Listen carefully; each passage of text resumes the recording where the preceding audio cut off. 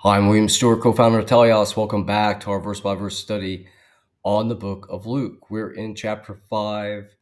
Christ is ministering to the people, showing himself as Messiah, proving this with miracles. I think his teaching, all the presentation of himself to the people of Israel, that he is the one to come, the Messiah to save them from their sins, and King.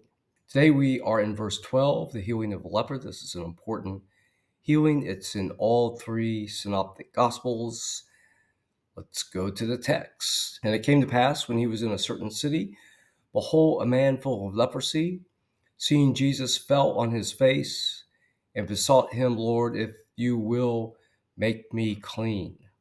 Now, leprosy, as you probably know, was a big deal back then, an infectious skin disease, which to my remembrance is cured pretty easily now with the modern blessings of antibiotics, erythromycin. I think in this case, last I heard, back then, it was probably a series of diseases, skin diseases, that were probably more serious. We don't know exactly. We do know that leprosy can cause neural damage, skin breakdown, and lead to infection and cause death potentially. But these people were socially isolated based on the law, and just that people didn't want to be close to them because they didn't want to catch it. And it was known to be pretty much incurable. And so these people spent their lives apart from others. And it was really quite difficult. And they were eschewed out of society. So this man is obviously pleading for help to Christ. He put forth his hand and touched him. And this was a real no-no. You didn't touch these people, but Christ did it out of his mercy. I will be thou clean. And immediately the leprosy departed from him. And this really is consistent with several Old Testament accounts where Elijah healed Naaman, for example, in 2 Kings 5 from leprosy, that God heals and is attentive to this disease.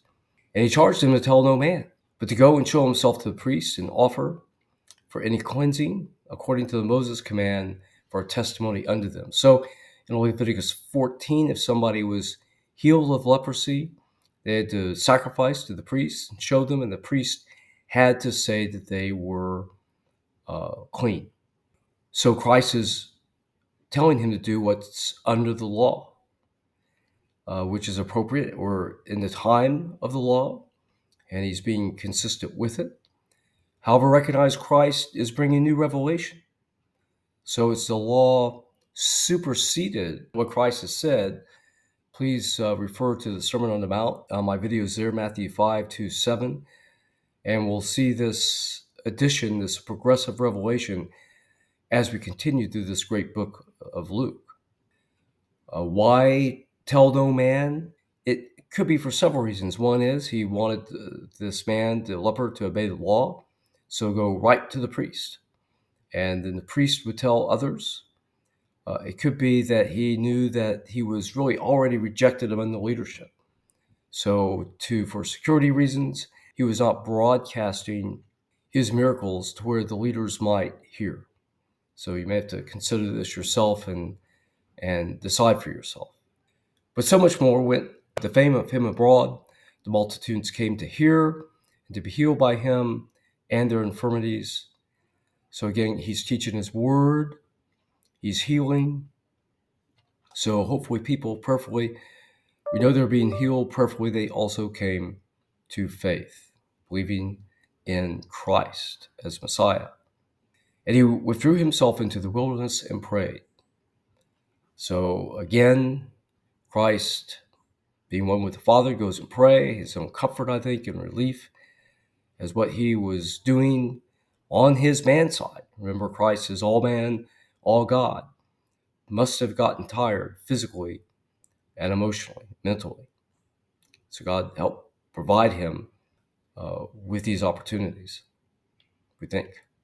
Okay, what we've talked about today is the cleansing of the leper and another great healing by Christ, showing himself Messiah by healing this essentially uncurable disease that was so stigmatizing in Israel at this time.